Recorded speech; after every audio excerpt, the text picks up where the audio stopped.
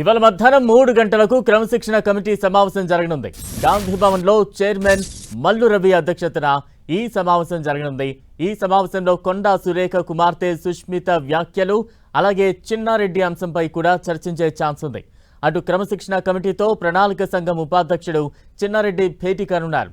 ఇప్పటికే కొన్ని రోజులుగా తెలంగాణ కాంగ్రెస్ లో కాంకరేపుతున్న కొండా సురేఖ చిన్నారెడ్డిల ఎపిసోడ్ మరింత ఇంట్రెస్టింగ్ గా మారుతోంది. ఇప్పటికే వీరిద్దరి వ్యవహార శైలిపై క్రమశిక్షణ కమిటీ నోటీసులు జారీ చేసింది. రాష్ట్ర ప్రణాళిక సంఘం ఉపాధ్యక్షుడు చిన్నారెడ్డి పార్టీ వ్యతిరేక కార్యకలాపాలకు పాల్పడుతున్నారంటూ ఆయనపై చర్యలు తీసుకోవాలంటూ క్రమశిక్షణ కమిటీకి మేఘారెడ్డి ఫిర్యాదు చేశారు. మరోవైపు కొండా సుష్మిత చేసిన వ్యాఖ్యలపై మంత్రి కొండా సురేఖకు సైతం క్రమశిక్షణ కమిటీ చైర్మన్ నోటీసులు జారీ చేశారు.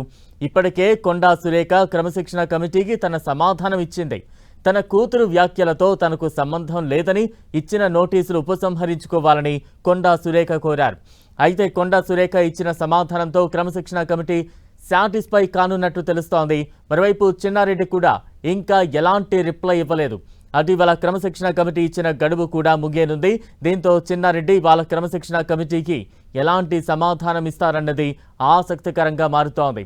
చిన్నారెడ్డి ఇచ్చే సమాధానంతో క్రమశిక్షణ కమిటీ ఓకే చెప్పుతుందా లేకపోతే తదుపరి ఎలాంటి చర్యలు తీసుకోనుంది అన్నది ఇంట్రెస్టింగ్ గా మారింది.